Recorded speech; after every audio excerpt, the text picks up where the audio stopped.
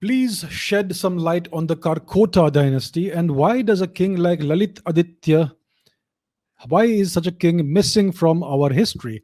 Well, this king is not missing from our history, sir.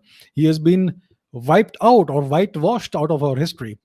So the Karkota dynasty that you speak about, it was a Kashmiri dynasty. It emerged out of Kashmir. It was culturally Kashmiri. Its heartland was Kashmir. This dynasty was in power between the 7th and the 9th centuries CE for about 2.5 centuries approximately. And their greatest king was the great Lalitaditya Muktapida, who was the king of this region in the middle of the 8th century. Okay, and he has been written about.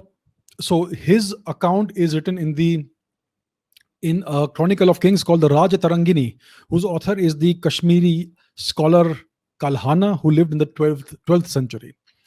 So Lalitaditya Muktapida, according to this account, was one of the greatest kings of all time of India. He conquered much of the entirety of India. He unified India under one political dispensation, which was under his reign. And then he went ahead and conquered Afghanistan and much of Central Asia. So that is the enormity of the empire that this one emperor created out of the force of his will and because of his conquests. So in just a few decades, he conquered this enormous landmass. Now, Western scholars and Indian Marxist scholars they discount his foreign conquests, and they claim that he only conquered parts of India because the other regions that he is said to have conquered in this ancient account, that is not to be believed apparently. So that is how these people try and persuade you all that India has never conquered any lands outside of India. This is a pure distortion of history. Okay, so the fact is that his empire stretched from the Caspian Sea all the way to Bangladesh and beyond in the east, and from Afghanistan and parts of Xinjiang in the north all the way to most parts of southern India. That's how large Lalitaditya Muktapida's empire was. He is the man who constructed the great Martan, the Sun Temple, which has been destroyed by terrorists today.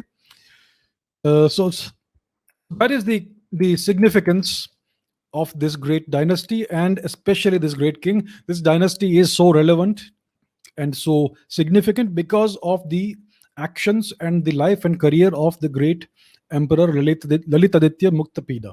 So he is one of the greatest emperors of India, and yet you won't find any references to him in your school or college or university textbooks. Nothing significant. I doubt if there's even a sentence about him anywhere. So that's the kind of history we have been taught for decades.